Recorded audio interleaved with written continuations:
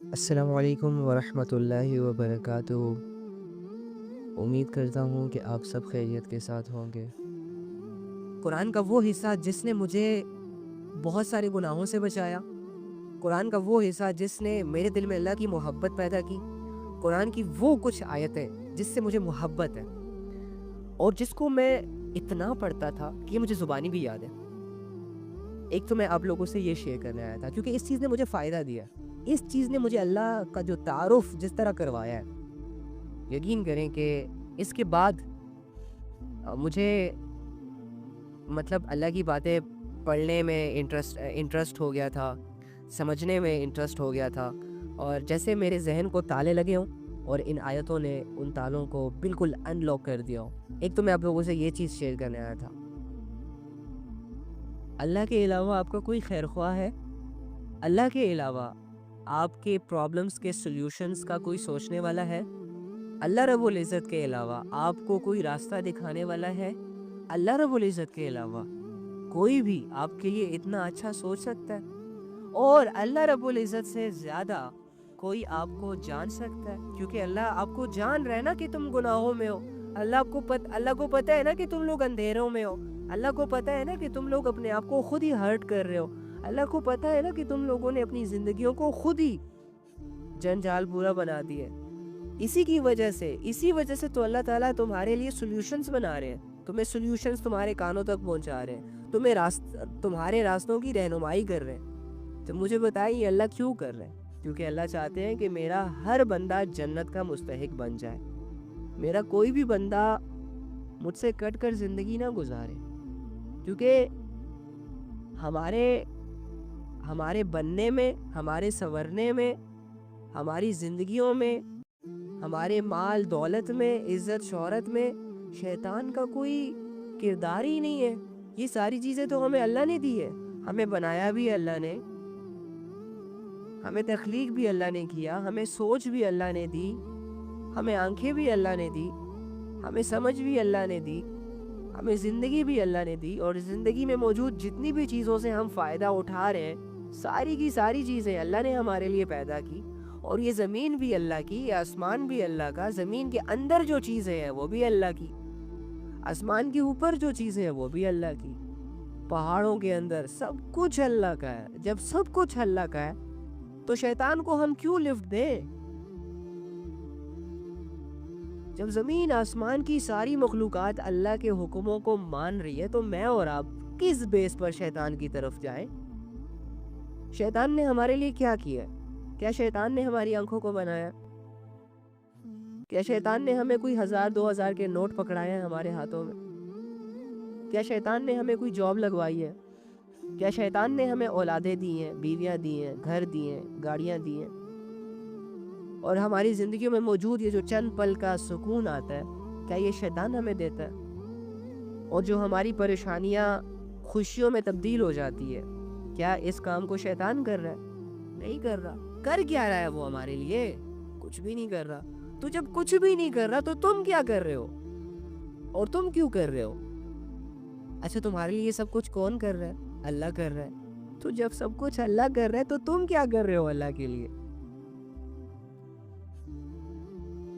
تو یار سوچو، تمہارا رب جو اتنا عظیم ہے، تمہارا رب جو اتنا رحیم ہے، تمہارا رب جو گناہوں کو معاف کرنے والا ہے، اس کی نظر میں جب تم اس کے لیے کوئی چھوٹی سی نیکی کرو گے تو کیا وہ خوش نہیں ہوگا؟ کیا وہ راضی نہیں ہوگا؟ کیا اللہ رب العزت تمہاری اس نیکی کو ضائع کر دے گا؟ کیا فرشتے تم پر پراؤڈ فیل نہیں کریں گے؟ کیا فرشتے تمہاری تعریفیں اللہ کے سامنے نہیں کریں گے کہ اللہ دیکھو یہ کامیاب ہو گیا، اس کے سامنے گناہ تھا، ثواب تھا، یہ ثواب کی طرف گیا، یہ کمپلیٹ کر دیا اس نے، وہ مشن ٹاسک کمپلیٹ ہو گیا اس کا۔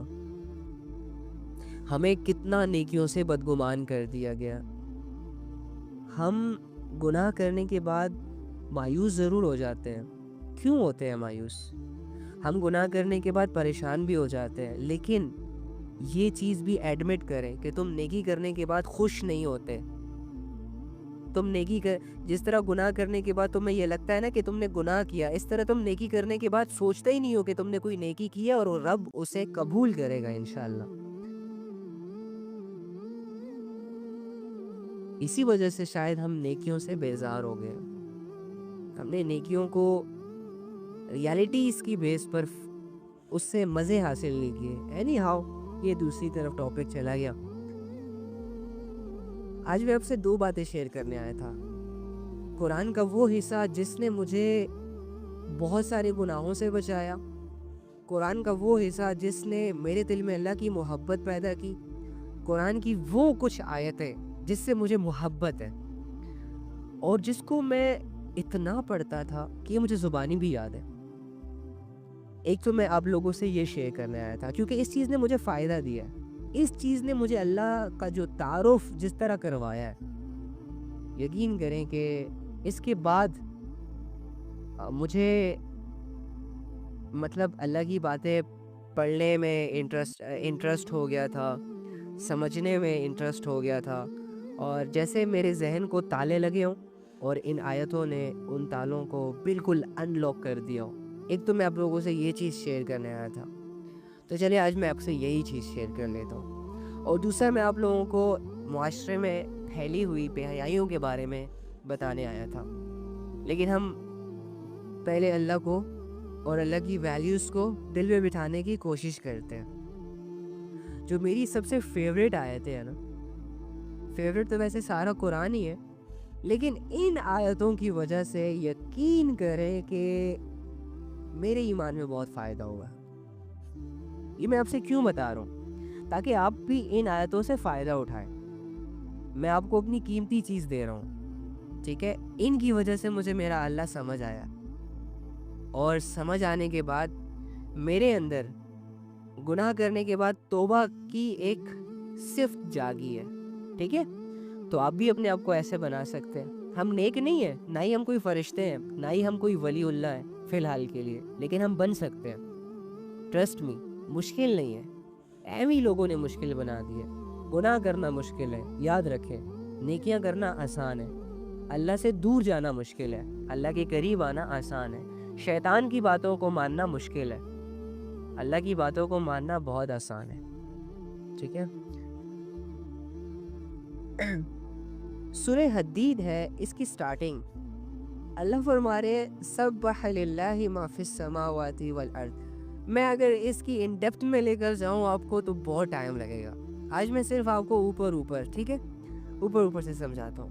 وَهُوَ الْعَزِيزُ الْحَكِيمُ لَهُ مُلْكُ السَّمَاوَاتِ وَالْأَرْضِ يُحْيِي وَيُمِيتُ وَهُوَ عَلَى كُلِّ شَيْءٍ قَدِيرٌ هُوَ الْأَوَّلُ وَالْآخِرُ وَالظَّاهِرُ وَالْبَاطِنُ وَهُوَ بِكُلِّ شَيْءٍ عَلِيمٌ هُوَ الَّذِي خَلَقَ السَّمَاوَاتِ وَالْأَرْضِ فِي 6 أَيَّامٍ ثُمَّ اسْتَوَى عَلَى الْعَرْشِ يَعْلَمُ مَا يَلِجُ فِي الْأَرْضِ وَمَا يَخْرُجُ مِنْهَا وَمَا يُنَزِّلُ مِنَ السَّمَاءِ وَمَا يَعْرُجُ فِيهَا وَهُوَ مَعَكُمْ أَيْنَمَا كُنْتُمْ۔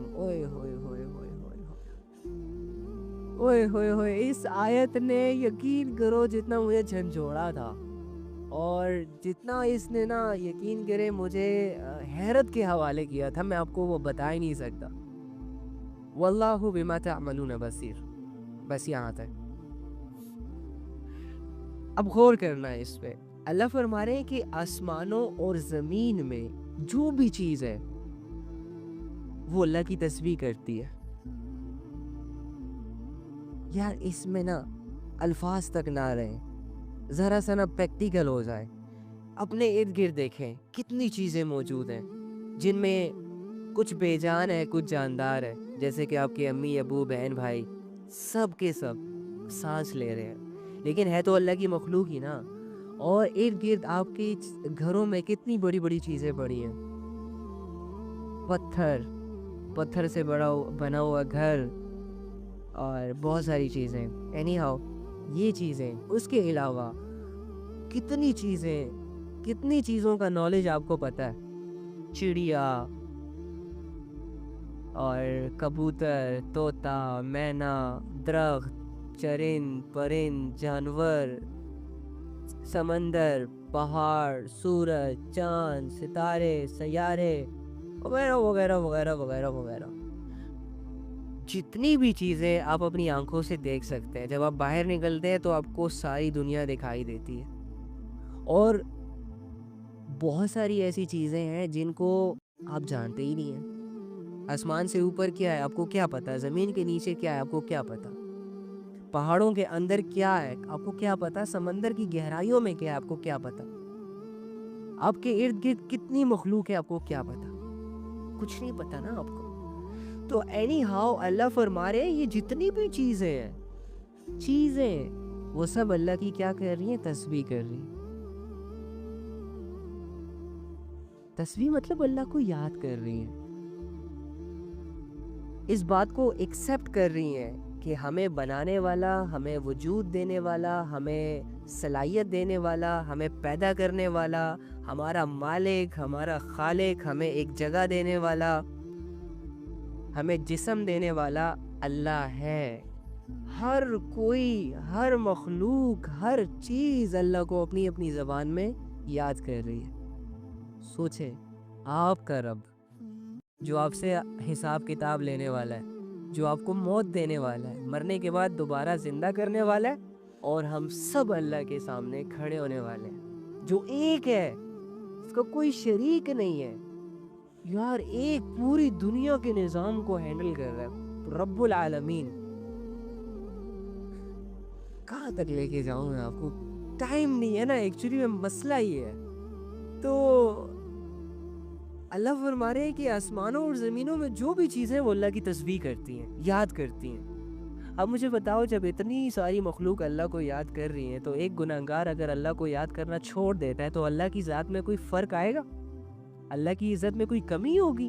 وہ اپنے ساتھ ظلم کر رہا ہے, وہ اپنے آپ کو اللہ کے عذاب کے حوالے کر رہا ہے. ہم جو اللہ کو یاد کرتے ہیں, ہم جو اللہ کی عبادت کرتے ہیں, ہم جو اللہ رب العزت سے دعائیں مانگتے ہیں, یہ خدا کی قسم اپنے فائدے کے لیے مانگتے ہیں, کیونکہ ہم اپنے جسموں کو جہنم کے حوالے نہیں کر سکتے. ہم یہ جو گناہوں سے بچتے ہیں اللہ کے تصور کے ساتھ, وہ اسی لیے بچتے ہیں تاکہ یار اللہ ناراض نہ ہو جائے. تو یہ ہم اپنے لیے سب کچھ کر رہے ہیں. ہماری زندگیوں سے اللہ کو نکال دو, پھر دیکھو ہم کیسے بھیڑیے بنتے ہیں. پھر ہم شیطان کو کلاسز دیں گے کہ اوے تو ایسے گمراہ, تو کیا مجھے چھوٹی چھوٹی باتوں سے گمراہ کرتا ہے, ادھر آ میں تجھے گمراہ کرنا سکھاتا ہوں. پھر ہم شیطان کو کلاسز دیں گے. یقین کرو اگر اللہ رب العزت ہماری زندگیوں سے نکل جائے, یہ تو تھینک گاڈ کہ اللہ رب العزت نے اپنا تعارف کروایا جس کی وجہ سے ہم تھوڑے سے سیدھے ہیں. یہ تھینک گاڈ کہ اللہ رب العزت نے یہ دنیا کو یہ بتایا ہے کہ میں موجود ہوں, میں ہوں. اور تھینک گاڈ کہ اللہ رب العزت نے مرنے کے بعد اٹھنے کا کانسیپٹ ہمارے ذہنوں میں بٹھا دیا. ادروائز ہم بھیڑیے ہوتے, ادروائز ہم روزانہ ریپ کرتے, ہم تتر بتر ہو جاتے. مکہ کے حالات دیکھو نا, جب اللہ کے تصور سے خالی ہو گئے تھے.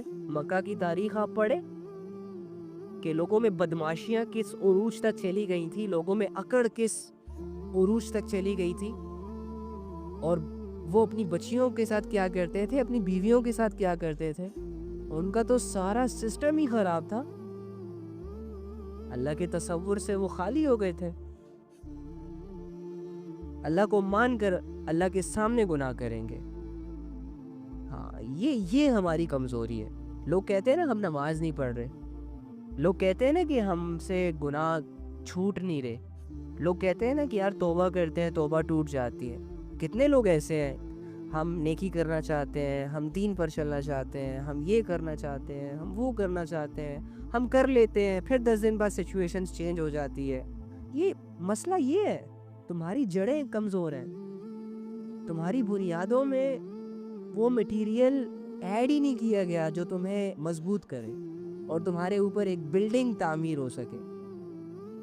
اور تمہیں بھی ابھی تک پرواہ نہیں ہے اس چیز کی, تم بھی اپنی کمزوریوں کے ساتھ جی رہے ہو. کیا ایک نماز کو چھوڑنے والا یہ نہیں جانتا کہ نماز فرض ہے, کیوں چھوڑتا ہے؟ کیا ایک زنا کرنے والا مسلمان زنا کرنے سے پہلے یہ نہیں سوچ سکتا, مطلب اسے یہ پتہ نہیں ہوتا کہ زنا کرنا گناہ ہے, سخت عذاب ہے, اور اللہ رب العزت کو جو سب سے برے کام لگتے ہیں اور اللہ رب العزت کی نظروں میں جو سب سے بڑے گناہ ہیں ان میں سے یہ ایک ہے، سب کچھ پتا ہوتا ہے اسے، پھر کیوں کرتا ہے؟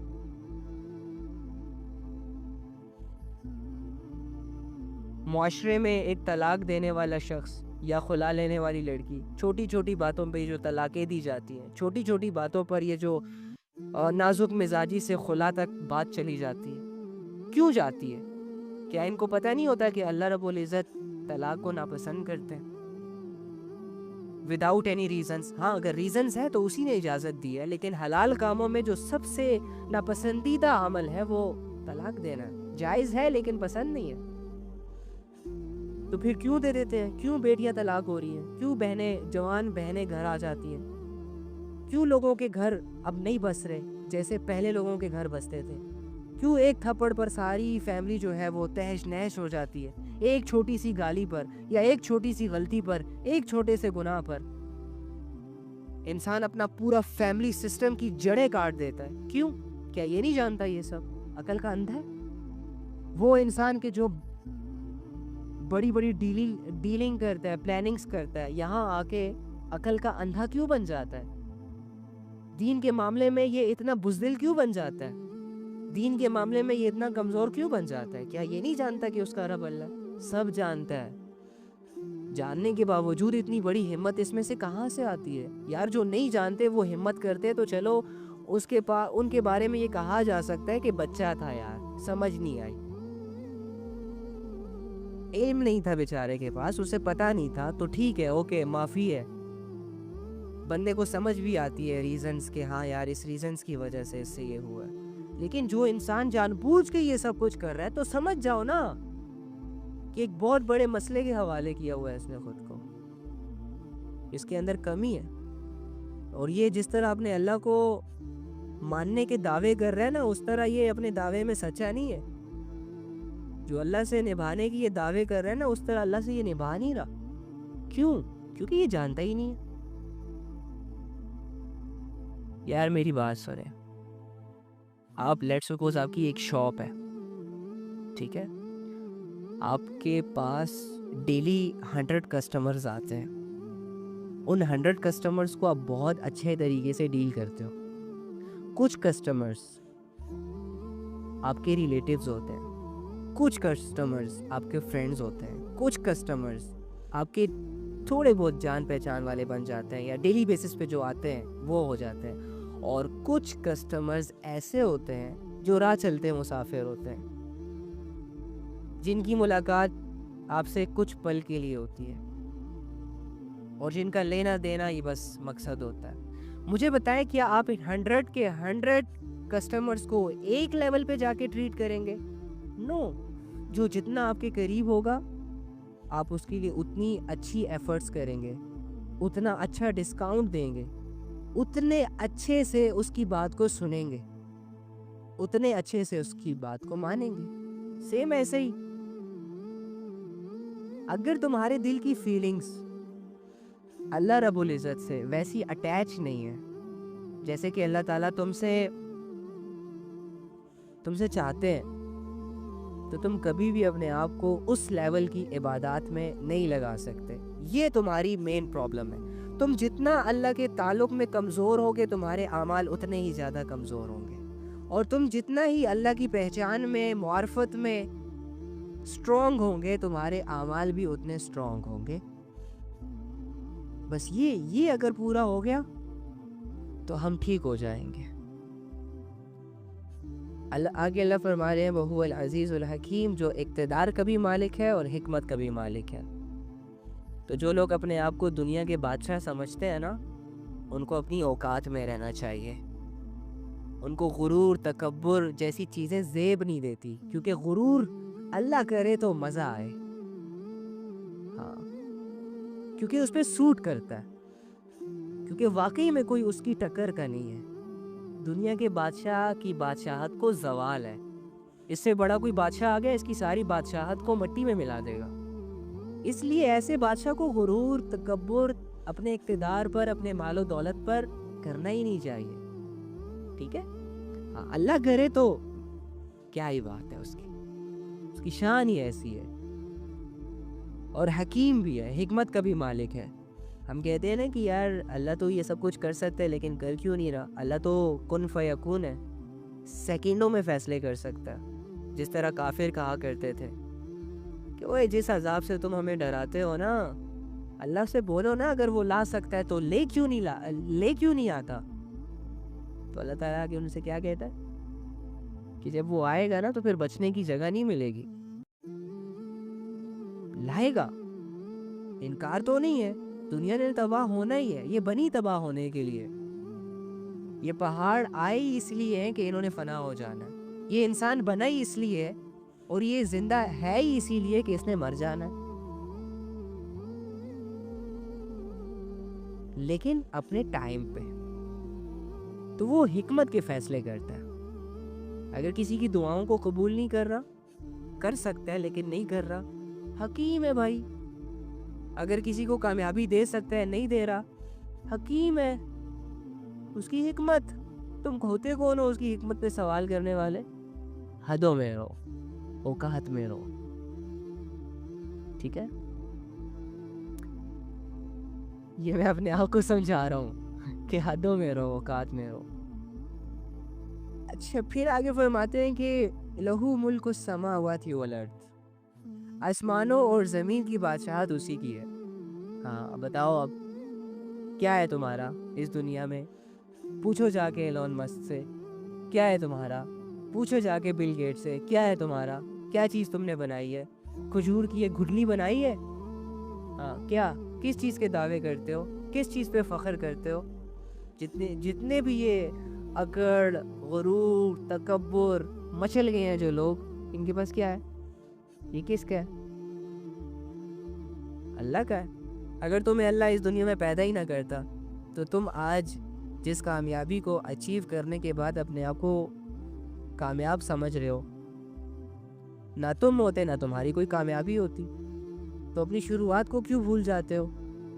ایسی ذات کو کیوں بھول جاتے ہو جس کے فیصلوں کے بعد ہی تمہیں کوئی کامیابی ملتی ہے؟ اور کامیابی ملنے کے بعد کامیابی دینے والے کی ناشکری کیوں کرتے ہو؟ شکر کرو اب. خیر یہ انسانیت ہے, لیکن اللہ تو اپنا آپ سمجھا رہا ہے بھائی.